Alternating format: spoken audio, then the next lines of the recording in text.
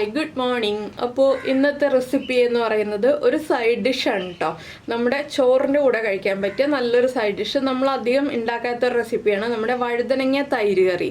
നമ്മൾ വെണ്ടയ്ക്ക തൈര് കറി ഉണ്ടാക്കാറുണ്ട്, പാവയ്ക്ക തൈര് കറി ഉണ്ടാക്കാറുണ്ട്. അതുപോലെയൊക്കെ തന്നെയാണ് വഴുതനങ്ങ. ചിലർക്ക് അത്ര താല്പര്യം ഉണ്ടാവില്ല. അപ്പോൾ ഇതുപോലെയൊക്കെ കറി ഉണ്ടാക്കി കഴിക്കുകയാണെങ്കിൽ നന്നായിട്ട് ഇഷ്ടപ്പെടും. അപ്പോൾ ഈസി റെസിപ്പിയാണ്, എല്ലാവർക്കും ഉണ്ടാക്കാം. തേങ്ങ വേണ്ട, തേങ്ങ അരയ്ക്കേണ്ട, അങ്ങനെയുള്ള കാര്യങ്ങളൊന്നുമില്ല. അപ്പോൾ എങ്ങനെയാണ് നമുക്ക് ഈ വഴുതനങ്ങ തൈര് കറി റെഡിയാക്കുന്നതെന്നൊന്ന് നോക്കാം. നമുക്ക് നമ്മുടെ ഇൻഗ്രീഡിയൻസ് നോക്കാം. നമ്മളിപ്പോൾ ഒരു വഴുതനങ്ങ എടുത്തിട്ടുണ്ട്. ചെറുതാണെങ്കിൽ 2-3 വഴുതനങ്ങ എടുക്കാം. അപ്പോൾ ഞാനിപ്പോൾ വലിയ വഴുതനങ്ങ ആയതുകൊണ്ട് ഒരെണ്ണം എടുത്തിട്ടുള്ളൂ. അതിലേക്കായിട്ടൊരു ചെറിയ സവോള എടുത്തിട്ടുണ്ട്. സവോളയ്ക്ക് പകരം ഉള്ളി എടുക്കാം. ഉള്ളി എടുക്കുകയാണെങ്കിൽ ഒരു 8-10 ഉള്ളി എടുക്കുക, ഇല്ലെങ്കിൽ ഈ ഒരു വലിപ്പത്തിലുള്ള ഒരു സവോള എടുക്കുക. പിന്നെ 1 കപ്പ് തൈര് മതി. ഞാനിപ്പോൾ തൈര് എടുത്ത് വെച്ചു എന്നേ ഉള്ളൂ. നല്ല കട്ടി തൈരായിരിക്കണം. അതുപോലെ തന്നെ എരിവിനായിട്ട് 3 പച്ചമുളക് എടുത്തിട്ടുണ്ട്. നിങ്ങളുടെ കയ്യിലുള്ള പച്ചമുളകിന് എരിവ് കൂടുതലാണെങ്കിൽ 1-2 എടുക്കുക, ഇല്ലെങ്കിൽ നമ്മുടെ എരിവനുസരിച്ച് പച്ചമുളക് എടുക്കുക. ഒരു തണ്ട് കറിവേപ്പില എടുത്തിട്ടുണ്ട്. ആദ്യം നമുക്ക് ഈ വഴുതനങ്ങ ഒന്ന് കട്ട് ചെയ്ത് ചെറിയ പീസുകളാക്കി എടുക്കാം. അതിനുശേഷം ബാക്കിയുള്ള കാര്യങ്ങളെല്ലാം ചെയ്യാം. ഒപ്പം തന്നെ സവോളയും കട്ട് ചെയ്ത് ചെറുതാക്കി എടുക്കാം.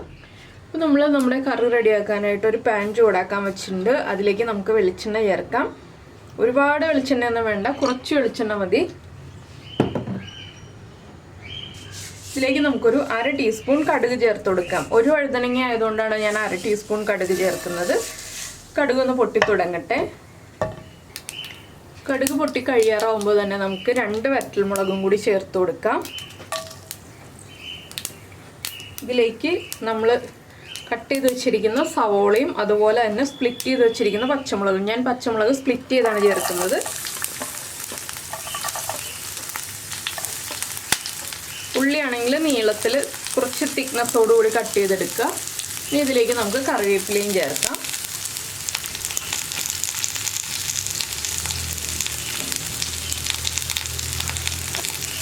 ഇതെല്ലാം ചേർത്ത് നന്നായിട്ടൊന്ന് വഴറ്റിയെടുക്കുക.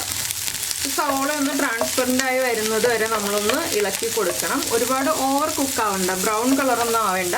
ഒന്ന് ട്രാൻസ്പെറൻ്റ് ആയി തുടങ്ങുമ്പോൾ നമുക്ക് ബാക്കിയുള്ള കാര്യങ്ങളൊക്കെ ആഡ് ചെയ്യാം.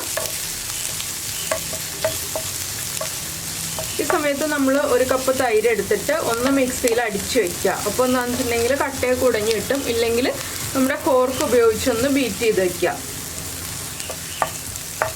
ഇതൊന്ന് ഞാൻ വഴറ്റിയെടുക്കട്ടെ. അതുപോലെ തന്നെ തൈരും ഒന്ന് ഉടച്ചെടുക്കട്ടെ. അപ്പോൾ നമ്മുടെ സവോളയൊക്കെ ഒന്ന് ട്രാൻസ്പെറൻ്റ് ആയി വന്നിട്ടുണ്ട്. നമുക്ക് ഇതിലേക്ക് ഒരു 1/4 ടീസ്പൂൺ മഞ്ഞൾപ്പൊടി ചേർക്കാം. അതുപോലെ തന്നെ 1/4 ടീസ്പൂൺ മുളക് പൊടി. നമ്മൾ പച്ചമുളക് ചേർത്തിട്ടുണ്ട്, അതുകൊണ്ട് തന്നെ ഒരുപാട് മുളക് പൊടി ചേർക്കേണ്ട ആവശ്യമില്ല. ഇനി പൊടികളുടെ റോ ടേസ്റ്റും റോ സ്മെല്ലും ഒക്കെ ഒന്ന് മാറി വരുന്നത് വരെ ഇളക്കി കൊടുക്കുക. അതുപോലെ നമ്മൾ തൈര് ഉടച്ചു വയ്ക്കുമ്പോൾ തൈരിലേക്ക് ആവശ്യത്തിന് ഉപ്പ്, തൈരിന് ആവശ്യമായിട്ടുള്ള ഉപ്പും കൂടി ചേർത്തിട്ട് വേണം ഉടച്ചു വയ്ക്കാനായിട്ട്. ഇത് ഒരുപാട് എരിവുള്ളൊരു കറിയല്ല കേട്ടോ, ചെറിയൊരു എരിവേ ഉണ്ടാവുള്ളൂ. പച്ചമുളകിൻ്റെ എരിവും ഈ മുളക് പൊടിയുടെ ചെറിയൊരു എരിവും ഒക്കെ ചേർന്നിട്ട് ഇത് മീഡിയം എരിവുള്ള കറിയായിരിക്കും. ഒരുപാട് അങ്ങോട്ട് എരിവുള്ള കറിയല്ല. അതുപോലെ തന്നെ വഴുതനങ്ങ നമ്മൾ കട്ട് ചെയ്തിട്ട് വെള്ളത്തിലിട്ട് വയ്ക്കുക. വഴുതനങ്ങയുടെ ആ ഒരു കറ മാറാനും വഴുതനങ്ങയുടെ കളർ മാറി പോവാതിരിക്കാനും വേണ്ടിയിട്ടാണ് നമ്മൾ വെള്ളത്തിലിട്ട് വയ്ക്കുന്നത്.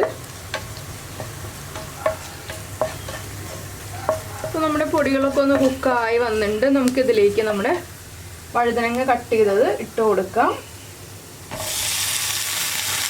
ചെറിയ പീസുകളായിട്ടാണ് കട്ട് ചെയ്തിട്ടുള്ളത്. ഈ ഒരു വലിപ്പത്തിലുള്ള പീസുകളൊക്കെ ആയിട്ടാണ് കട്ട് ചെയ്തിട്ടുള്ളത്. ഒരുപാട് വലിയ പീസായിട്ട് കട്ട് ചെയ്യണ്ട. ഇനി നമുക്കിതൊന്ന് ഇളക്കി മിക്സ് ചെയ്യാം.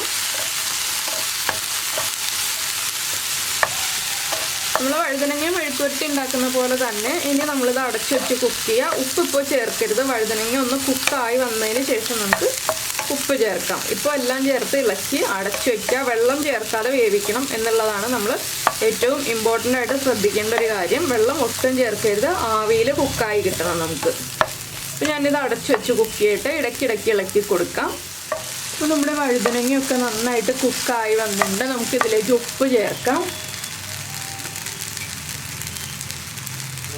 നമ്മൾ തൈരിൽ ഉപ്പ് ചേർത്തിട്ടുള്ളതാണ്. അപ്പോൾ ഞാനിപ്പോൾ ഉപ്പ് ചേർത്ത് നന്നായിട്ട് ഇളക്കിയിട്ടുണ്ട്. ഇടയ്ക്ക് ഒരു ഫോൺ കോൾ വന്നതുകൊണ്ട് ഉപ്പ് ചേർക്കുന്നത് കിട്ടിയിട്ടുണ്ടോ ഇല്ലയോ എന്നുള്ളത് എനിക്കൊരു ഡൗട്ട് ഉണ്ട്. ഉപ്പ് ചേർത്ത് നന്നായിട്ടൊന്ന് ഇളക്കുക. ഇപ്പോൾ കണ്ടോ നമ്മുടെ വഴുതനങ്ങ ചെറുതായിട്ടൊന്ന് കുഴഞ്ഞു വന്നിട്ടുണ്ട്. ഒരുപാട് അങ്ങോട്ട് കുഴഞ്ഞു പോയിട്ടില്ല കേട്ടോ, ഒരുപാട് കുഴഞ്ഞു പോകണ്ട. ഇനി നമുക്ക് ഫ്ലെയിം ഓഫ് ചെയ്യാം. ഇത്രയേ ഉള്ളൂ നമ്മുടെ വഴുതനങ്ങയുടെ പരിപാടി. കുക്കിംഗ് ഇത്രയേ ഉള്ളൂ നമ്മുടെ കറിയിൽ. പിന്നെ എന്താണെന്ന് വെച്ചാൽ ഇനി നമുക്കിത് ഈ ഒരു പാനിലേക്ക് തന്നെ തൈര് ചേർക്കണമെങ്കിൽ തൈര് ചേർക്കാം. ഇളക്കിക്കൊണ്ടിരിക്കണം. എന്താണെന്ന് വെച്ചിട്ടുണ്ടെങ്കിൽ ചൂട് പാടില്ല, അതുകൊണ്ട് ഇളക്കിക്കൊണ്ടിരിക്കണം. ഇല്ലെങ്കിൽ നമുക്ക് വേറൊരു ബൗളിൽ മിക്സ് ചെയ്യാം. എന്താണെന്ന് വെച്ചാൽ ഈ ചൂടൊന്ന് കുറഞ്ഞു വരുമല്ലോ, അപ്പോൾ ഒരു ബൗളിലേക്ക് മാറ്റിയിട്ട് മിക്സ് ചെയ്യാം. ഞാനിപ്പോൾ ഒരു ബൗളിലേക്ക് മാറ്റിയിട്ടാണ് മിക്സ് ചെയ്യാൻ പോകുന്നത്. ഇപ്പോൾ നമ്മൾ നമ്മുടെ ഉപ്പ് ചേർത്ത് ഉടച്ചു വെച്ചിരിക്കുന്ന തൈര് ഒരു ബൗളിലേക്ക് മാറ്റിയിട്ടുണ്ട്. ഇനി നമുക്ക് നമ്മൾ റെഡിയാക്കി വെച്ച വഴുതനങ്ങ ഉണ്ടല്ലോ, വഴുതനങ്ങ ഈ ഒരു തൈരിലേക്ക് ചേർത്ത് കൊടുക്കാം. ചൂടൊന്ന് ചെറുതായിട്ട് കുറഞ്ഞിട്ട് ചേർക്കാണ് നല്ലത്. ഇനി നമുക്കിതൊന്ന് മിക്സ് ചെയ്തെടുക്കാം. മിക്സ് ചെയ്യാന്ന് വെച്ചിട്ടുണ്ടെങ്കിൽ ജസ്റ്റ് ഒന്ന് എല്ലാം ചേർന്ന് ഒരുമിച്ചായി വരിക, അത്രയേ ഉള്ളൂ. ഒരുപാട് ഓവർ മിക്സിംഗ് ഒന്നും വേണ്ട.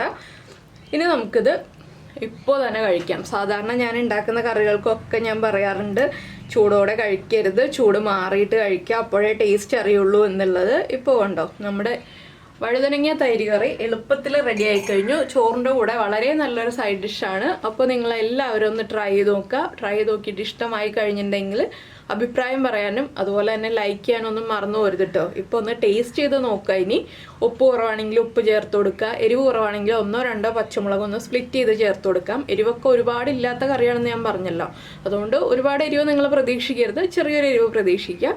പിന്നെ പുളി കൂടുതലാണെങ്കിൽ 1 പിഞ്ച് പഞ്ചസാര ചേർത്ത് കൊടുക്കുക. അപ്പോൾ എല്ലാവരും ഈ ഒരു റെസിപ്പി ട്രൈ ചെയ്ത് നോക്കുമെന്ന് വിചാരിക്കുന്നു. ട്രൈ ചെയ്ത് നോക്കിയിട്ട് ഇഷ്ടമായി കഴിഞ്ഞിട്ടുണ്ടെങ്കിൽ ഷെയർ ചെയ്ത് കൊടുക്കാനൊന്നും മറന്നു പോരുത് കേട്ടോ, ഫ്രണ്ട്സിനും ഫാമിലി മെമ്പേഴ്സിനും ഒക്കെ. അതുപോലെ തന്നെ നമ്മുടെ ചാനൽ ആദ്യമായിട്ട് കാണുകയാണ്, നമ്മുടെ വീഡിയോ പ്രസൻറ്റ് ചെയ്യുന്ന രീതിയൊക്കെ ഇഷ്ടമായി എന്നുണ്ടെങ്കിൽ നമ്മുടെ ചാനലൊന്ന് സബ്സ്ക്രൈബ് ചെയ്ത് സപ്പോർട്ട് ചെയ്യണേ. സബ്സ്ക്രൈബ് ചെയ്യുന്നതിന് ഈ വീഡിയോയുടെ താഴെയുള്ള റെഡ് സബ്സ്ക്രൈബ് ബട്ടൺ ഒന്ന് ക്ലിക്ക് ചെയ്യുക. ആൻഡ് റൈറ്റ് സൈഡിലുള്ള ബെല്ലൈക്കണും ക്ലിക്ക് ചെയ്യുക. അപ്പോൾ ഓളെന്ന് പറഞ്ഞിട്ടൊരു ഓപ്ഷൻ വരും. ആ ഓളും കൂടി പ്രസ് ചെയ്തിട്ടുണ്ടെങ്കിൽ ഞാൻ എപ്പോഴും വീഡിയോ അപ്ലോഡ് ചെയ്യുമ്പോൾ നിങ്ങൾക്ക് നോട്ടിഫിക്കേഷൻ വരും. അപ്പോൾ ഡയറക്റ്റ് നമ്മൾ തൈര് പാനിലേക്ക് ചേർക്കരുത് എന്നുള്ളത് മാത്രം ശ്രദ്ധിച്ചിട്ടുണ്ടെങ്കിൽ നമുക്ക് പെർഫെക്റ്റ് ആയിട്ട് കറി ഉണ്ടാക്കാം. അപ്പോൾ കഴിഞ്ഞ ദിവസമൊക്കെ കമൻറ്റ് വന്നിരുന്നു വയ്യായ്മ എങ്ങനെയുണ്ടെന്നൊക്കെ ചോദിച്ചിട്ട് കുറച്ച് കമൻസൊക്കെ വന്നിരുന്നു. വയ്യായ്മയൊക്കെ കുറവുണ്ട്. അപ്പോൾ നിങ്ങൾക്ക് എൻ്റെ സൗണ്ട് കേൾക്കുമ്പോൾ തന്നെ മനസ്സിലാവുണ്ടാവും സൗണ്ടിന് വ്യത്യാസമൊക്കെ വന്നല്ലോ.